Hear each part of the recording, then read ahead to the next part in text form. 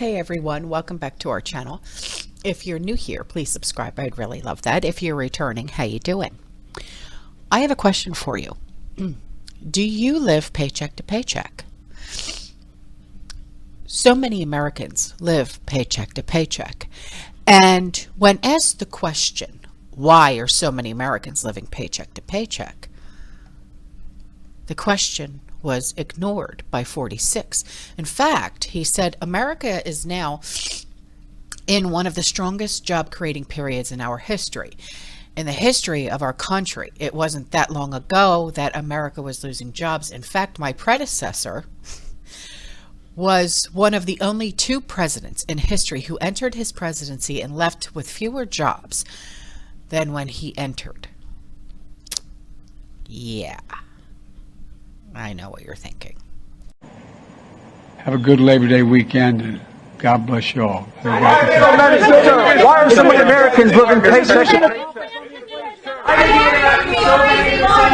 business partners? So Americans living.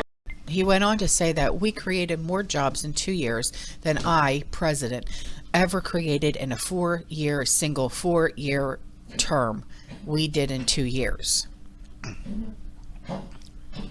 Sorry, what? He said we recovered all the jobs lost during the pandemic. You did? I'll go on.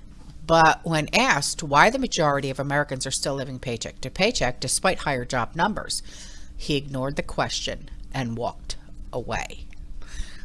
The monthly job report is a favorite metric of this regime because it allows them to create a narrative that more jobs equal more prosperity.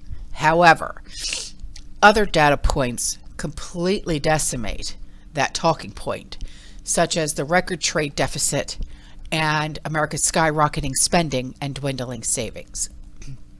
Did you know that if there was an emergency, your average American cannot grab on to $1,000 in case there was an emergency? Did you know that? So unlike this jobs report, the trade deficit is a more accurate measure of U.S. productivity. And the latest report from the Commerce Department shows a record high trade deficit, which means that Americans are producing less goods and services and are importing more to make up the difference despite higher job numbers. So in other words, Americans are working more but producing less, suggesting the higher job numbers really means that Americans are taking on multiple jobs, and it's more than likely that it's having like 2 or 3 part-time jobs instead of 1 full-time job.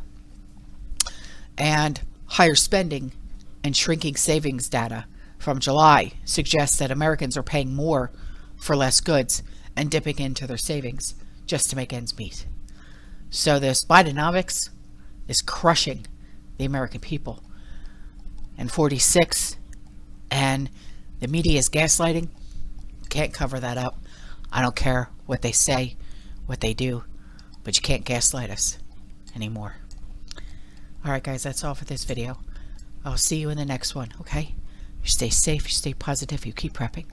And as always, fear less. Ciao.